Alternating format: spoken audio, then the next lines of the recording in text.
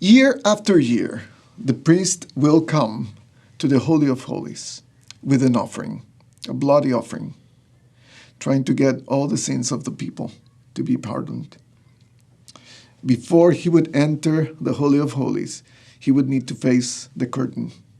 And I'm just wondering, before that curtain, all the awe and fear that would invade his life, his thoughts, the uncertainty, basically asking, is this going to work?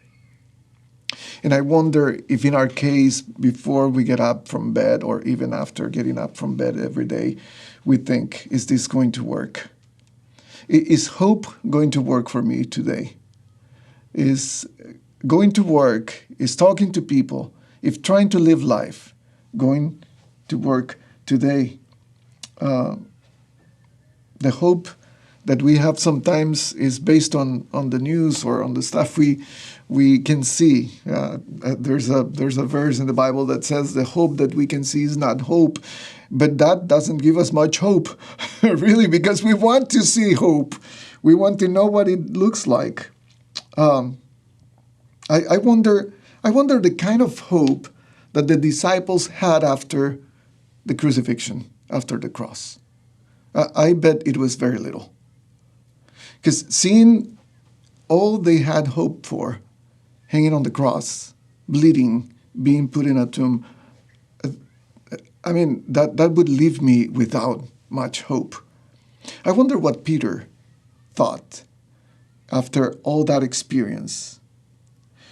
Imagine the lack of hope of those 11 men after seeing all their dreams crumbled because of a crucifixion.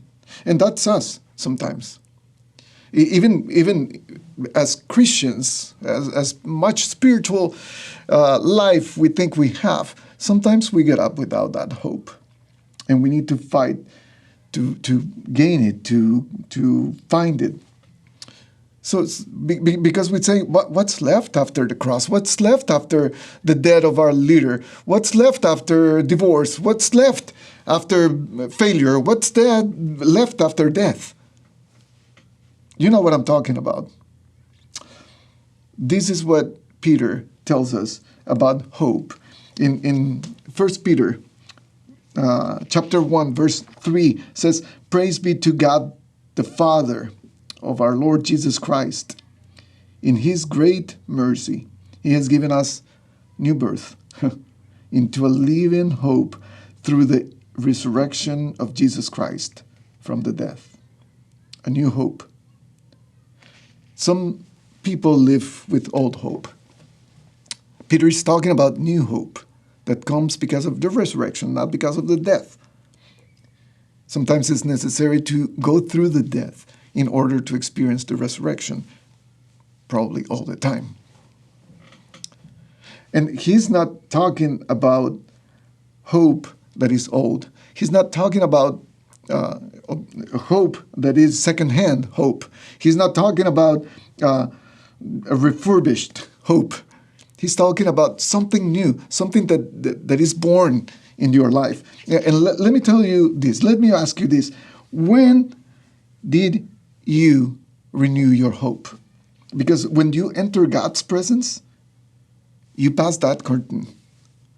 And you know that there is something new on the other side. It's uncertain. I know. You will tell me. I don't know what it is. I know. But what about following what Peter says? What we hope is not what we see, that is death. What we hope is not what we see behind. What we hope is what we see ahead of us. And that's, I think, the message Peter wants to give us today.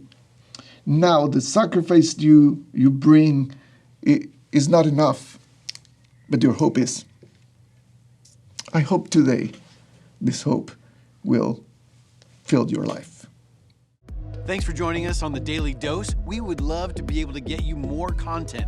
Put in the comments below what other topics you'd like us to cover. Thanks for joining us. Remember, like and subscribe.